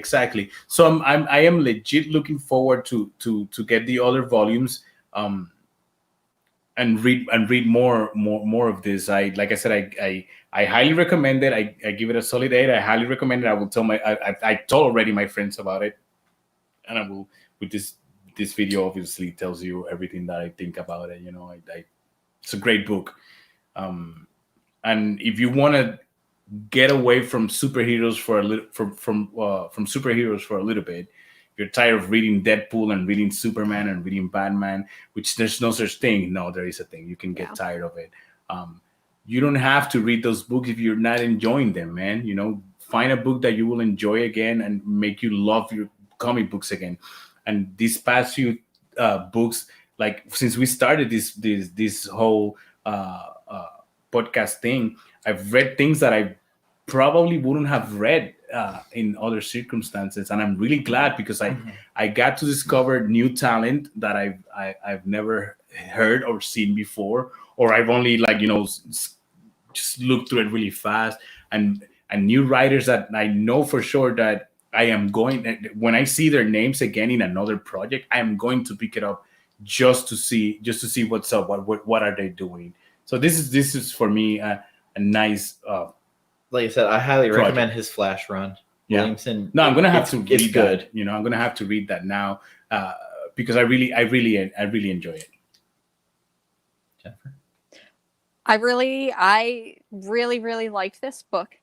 And like I said earlier, a lot of times what happens is that I put off books that people suggest to me over and over and over again. And I'm like, I'll get to it. And a lot of times I do finally get to that book and the expectations are up here and man, it doesn't meet that whatsoever. Yes. But honestly, with this book was one of the rare ones that has been suggested to me over and over and over again. And I kind of kicked myself in the ass for not getting into it sooner, because as of right now, I've only read the first volume. So now I'm like, fuck, I should have gotten into it much, much earlier, and then I would have already read like the entire series by now. So if I had, like, that's exactly what I was thinking. If I had I recommend known about, picking up the murder editions, especially with what they're Yeah. going for on Amazon, because it's 2 volumes in one. So Ugh. 23 versus the 14 per. that's not bad. No. But I definitely have to say, like, I think the rating, like 8 out of 10, like the writing does it for me, the pacing, and I think that even though like a comic book is a completely different medium than a TV show or a movie, if I can read a comic book and play it as a movie in my head or play it as a show in my head, then to me that 100% does it. And my filter, whenever I watch a movie, whenever I go to like the movie theater and watch a movie, and I immediately get out of my seat at the theater and I'm like, I want to go see this movie again right now. I'm like, okay, I know that was a good movie. And I felt this way with Nailbiter, like not necessarily where I was like, I immediately want to read this over again. But when I first read it, it was like, okay, I do want to get the second issue. And so I have the second volume right now. So I'm waiting to read that. But for sure, 8 out of 10. Like, I think that the writing is great. The art is right where it needs to be. The colors, and even surprisingly, like we were talking about unsung heroes of comic books, letterers, man. Like letterers can make or break where your eye goes whenever you're reading. Like, seriously, this was a really great team that does it. And even though I haven't read Ghosted and I'm not a Flash person, so I might go ahead and be like, okay, maybe I'll pick up Flash because of this guy, who knows. But I want to read Ghosted. Ghosted, I think, would be more your wheelhouse. Yeah, I'd read Ghosted before I read Flash. But for sure, 8 out of 10, solid 8 out of 10. I'm right there with you at 8 out of 10. Like, it's not a 9 or a 10 for me. It lacks that special something extra, and that's not to take anything away from this book. Yeah. The panel composition and the order it works in, fucking brilliant. The pacing, which I love a book that doesn't slow down, but yet not fast enough to disrupt you. They kept that pacing throughout 5 issues, which usually there's an issue where you're like, oh, come the fuck on. Like, no, this book was solid from issue 1 and to I feel like 5. I felt like this is a team that had worked together before. And I know Guzowski and Henderson pretty much work together almost every book they do. But Williamson only done 1 book with Henderson before this, which was Batman Masks. And just everything seemed to just flow together well. The story concept, the synchronicity of the art, the writing, there was just something special going on. It's hard to like explain what it was. But you read it, it moves fast. Yeah. It's not a fast-moving book, but you can sit down, you're completely entertained. And that says a lot. I think that when you get the right team together, it clicks. It just clicks, and that translates to the page, This is going on something we heard earlier where our friend didn't like Saga. Oh my God, yes. She told us she hated it. Let's not talk about that right But now. for me, Vaughn Staples. I'm suspicious. Right?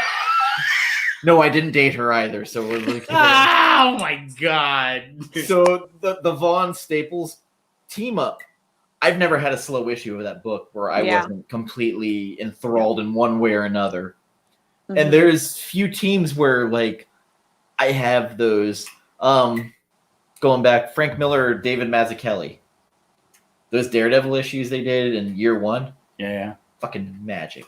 Yeah. There's just teams like that where you can't imagine one without the other. I would even say Bagley and Bendis on Ultimate Spider-Man. Oh, that was a great team. Yeah.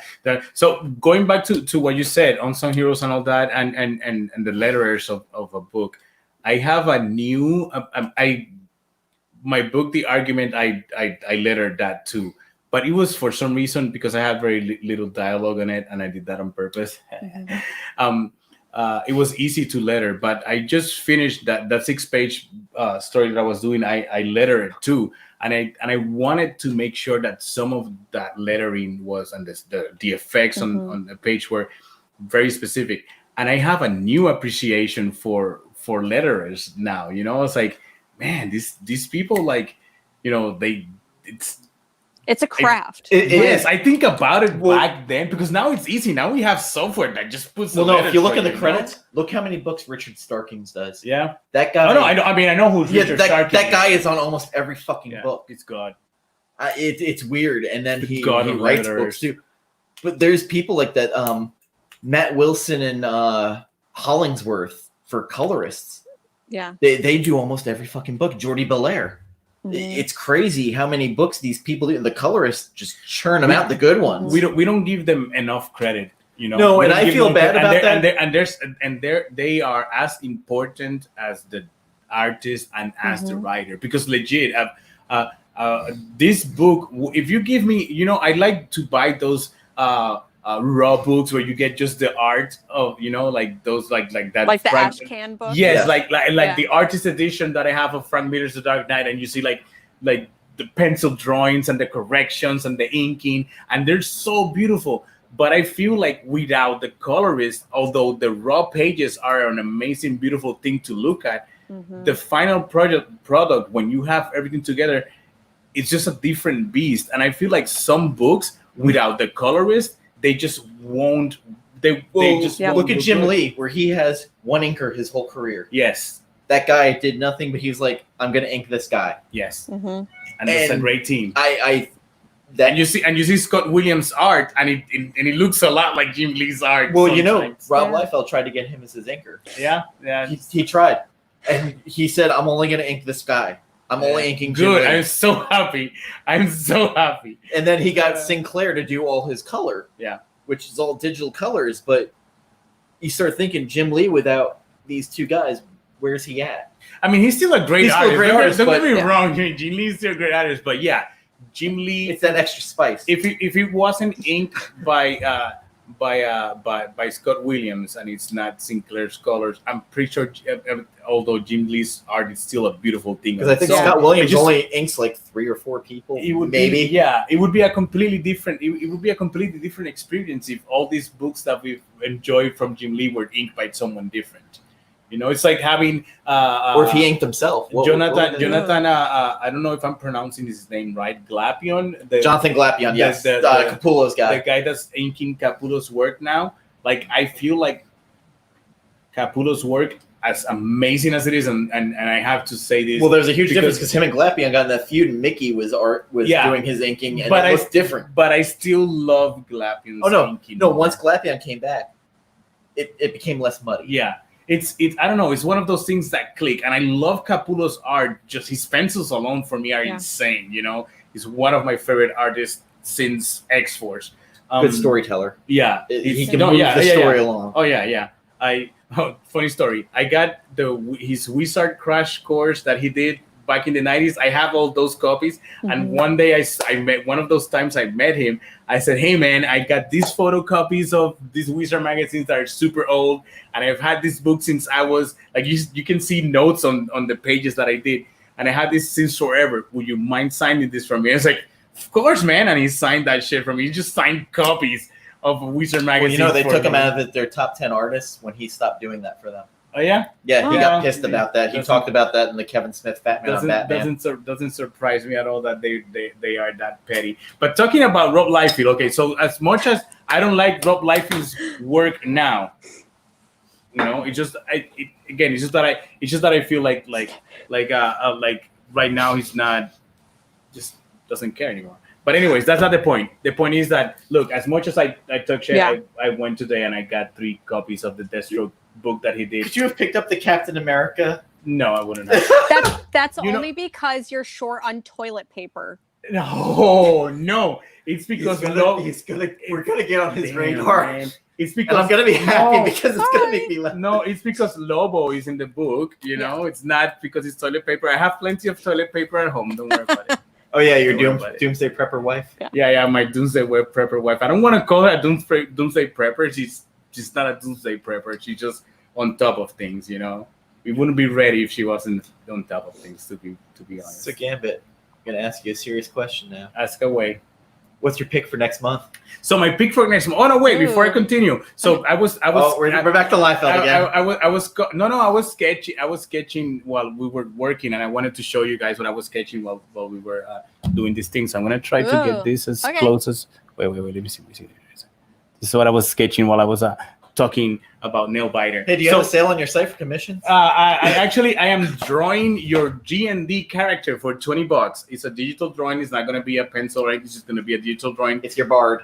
But if you want your D&D character drawn, hit me up. I'm also selling pictures of my feet, so hit me up too if you want them.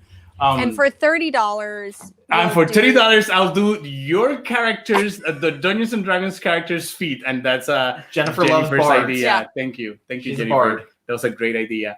By the way, so Bernie Halleck. My pick for our next book, it's called Irredeemable. Did I pronounce that right? Yeah, that's great.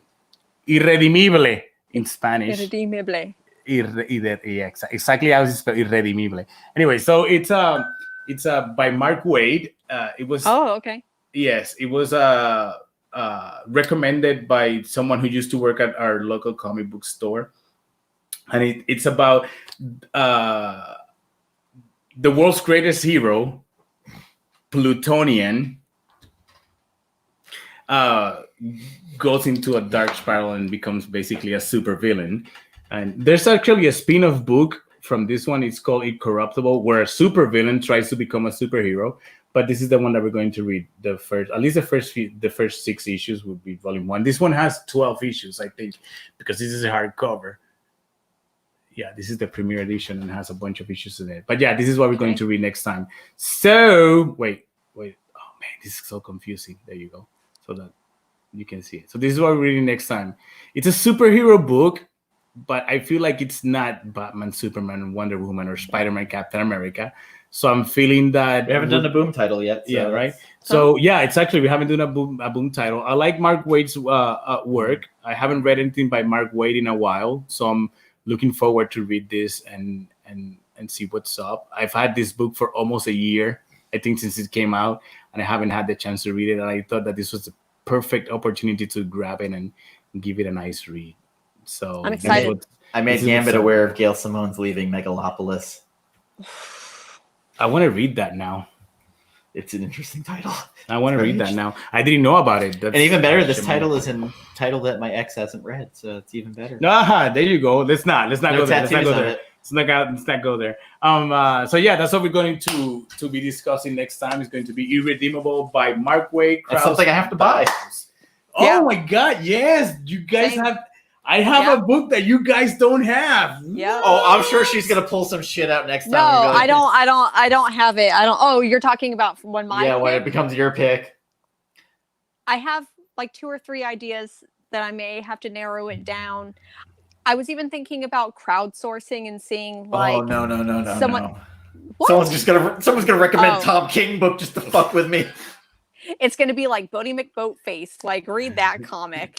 No. I think that I have a couple ideas, but I'm really excited to read Irredeemable because I haven't read it yet, and it's not on my bookshelf. So like Mark Waid. Yeah. Also, I have to add this because Cidnya had her hot take she wanted me to share. She couldn't be with us, and because it's a family emergency, I have to share this even though I fucking don't agree with it.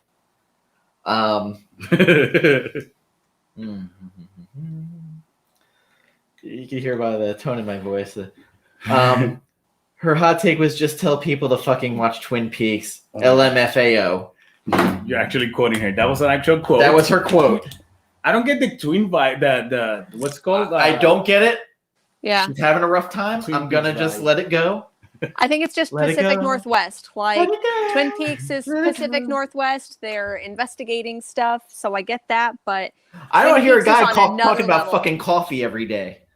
That's a damn fine pie. That's a damn good coffee. Oh, fuck you, Laughlin. So I guess you didn't like Twin Peaks. I liked it just fine. Like 30 years ago. Yes, I'm old. deal with it. Yeah. I Yeah. started watching it not long Take ago. that, Cidnya. I started watching it long ago, and I legit did not enjoy it that much. I did not see the appeal. Maybe 30 years ago, I would have been like, "Well, this is freaking cool." You have to be in the mood for David Lynch. Yeah. It's just one of those deals. And David Lynch on TV, it's edgy, but not too edgy. Yeah. It just kind of, it's kind of like David Cronenberg. He's got some real fucked up movies, and then you watch The Fly with Jeff Goldblum. You're like, this is pretty awesome. Oh man, I remember watching The Fly when I was a little kid. I am Brundle Fly. And my that ear movie- fell off. I'm gonna put it in my museum of Brundle Fly. And that movie was so weird at that time. I mean, it's still weird. Oh, but yeah, it was I mean- so weird. I was like maybe 6 or 7 when I watched it. Okay, Okay, friends, I'm gonna have to pop off. No, we No, have. but- I have to. okay. I'm 39 minutes past due. Okay. It was good. I'm gonna go ahead and say goodbye to you guys. Goodbye. Goodbye. See you guys later. See. All right. All We're right. still on? Yes, we are still on. I think we're gonna be wrapping up. Yes. Any recommendations to read?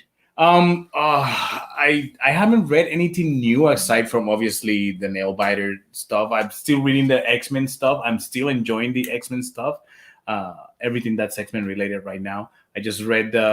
I still hate Excalibur. And Yeah, Fallen Mutants. I'm actually Fallen enjoying Angels. Excalibur. I'm enjoying those books. Like legit, I'm Fallen still enjoying Angels it. is terrible. I'm now wait. Let me. Cable just came out also. Yeah, and let me rephrase that. The last issue that I read from Excalibur, I think it was issue 7 or 8.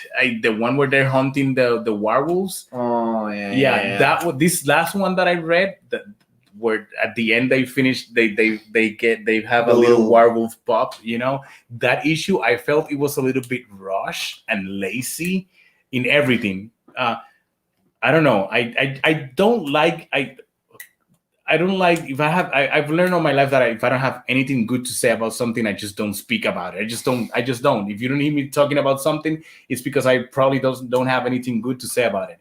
And although there's some things that I enjoy about that last issue, I felt it was a little bit rushed. And judging by how Marvel has been doing things lately, it does not surprise me that it was a little bit rushed, you know? Not that it felt rushed, you know? I feel like they want to produce so much and put so many books at the same time that they are cutting corners in certain areas, you know? I started feeling at a certain point they had a house style to their art where it's very loose, not very defined art, up until this Dawn of X, where I was like, okay, they got some artists in. They're putting some money into this, but across the board on a lot of their titles, I don't feel it all looks this almost the same. not sloppy, but it's very loose, and it looks like it's stuff that they can definitely make their commitment time. You know what? the You know what? deadlines. You know what I've noticed? I've noticed there's a lot of books that have that Stuart Immonen vibe to them.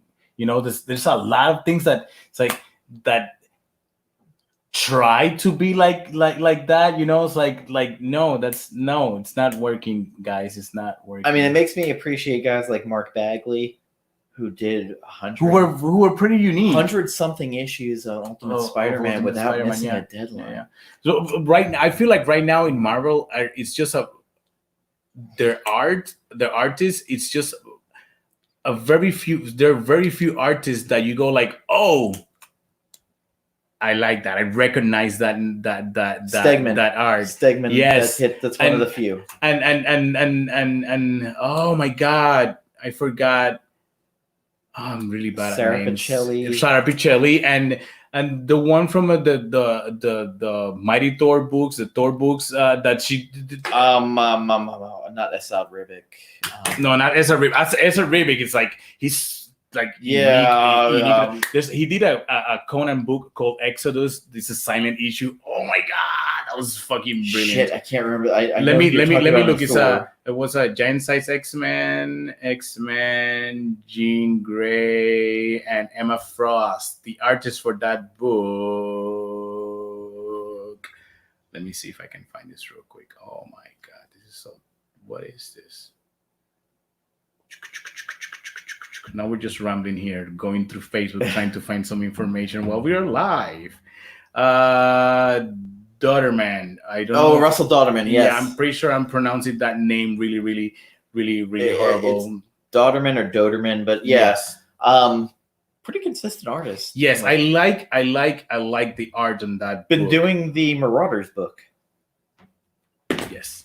For me, my books, Philadelphia from Image has been consistently good. It is a vampire book, but if you like the Strain by Guillermo del Toro show or the books, it's kind of in that, but with a historical twist. And I just read Decorum by Jonathan Hickman. I am all over the place on that book. There are parts I really like. There are parts I really don't like. It is a very frustrating book. First issue, though, so I'm in there for another 3 issues or so. It was an oversized issue, too, for issue 1. 3 different timelines. The art style changes frequently, which is kind of frustrating. But totally down for it because I really loved East to West and Black Monday Murders, and I like Hickman in general. Other than that, I'm chasing covers. The Art Germ cover for Spider-Woman #1 was really good.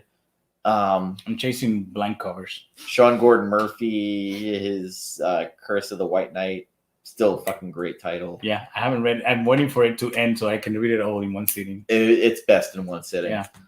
Other than that, there's not a whole lot right now. There are books in my and if I didn't say it earlier, Nailbiter returns April 1st. Pick it up.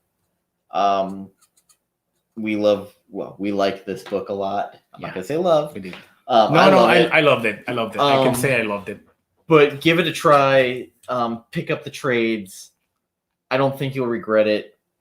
With that being said, check us out next month for Irredeemable. Yes. Going to be doing reviews soon. I think Sunday night I'll be streaming again with Jennifer and the Comic Queen because the Comic Queen wants to stream and talk about books, and I've been negligent, and I'm off that night. It's just one of those deals. I never know what's going on. I try to keep to a schedule, and I'm horrible at it, and I keep trying. Anyway, thank you for tuning in. Gambit, where can they find you? GambitsInc.com. On Facebook, it's Gambits Inc. On Twitter, it's Gambits Inc. On Instagram, it's Gambits Inc. And check out the pandemic sale. You too can be quarantined with some new art. Yeah, no, for real. If you really want me to draw your D&D character, hit me up. I'm gonna be taking some commissions. He has tons of blank covers. Yeah. Oh, He's got commissions. Listen, I have a shit ton. Check out GambitsInc.com. If you're in the Central Florida area, we're gonna get some tattoos. If you wanna get some tattoos, I'm in Aces High, Cocoa Beach. I'm there every day from 12 to 8. So hit me up and let's make this happen. He does comic art. I have a lot of it. I do that. Check my page. I have a Nailbiter tattoo. You can check out my Instagram, Comic Chop News. Comic_chop_news, and it's on there. I hate the underscores, but it's there. I should have Sunday my preview for what's coming out this week on top of a live stream again, and I'll be back on the reviews again. And well, there's no movies coming out, so I can't talk about movies. There's nothing coming out. Look, listen, I am going Shut this motherfucker down! Right? I am. We're still open for business, regular hours.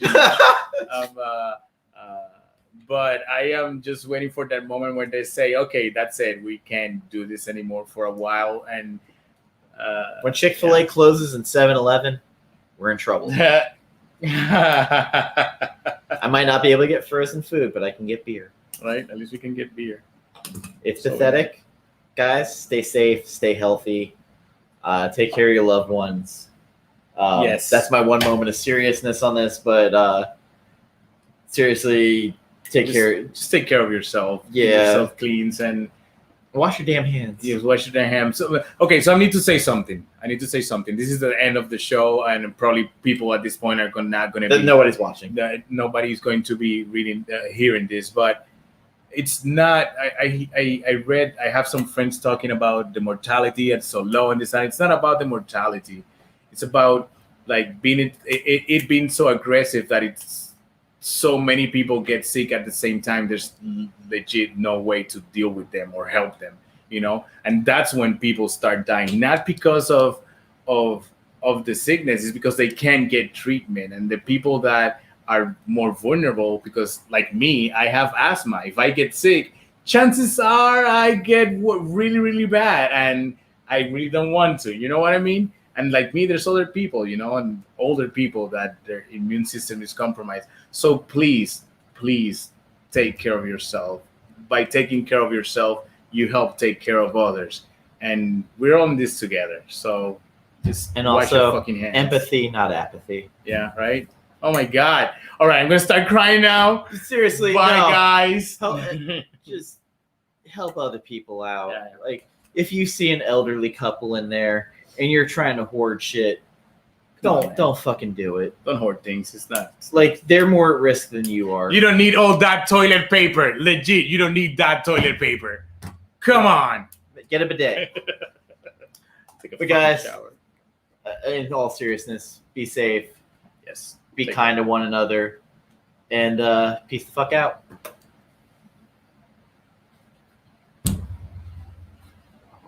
Oh, you lost it? We're still live. Blooper reel.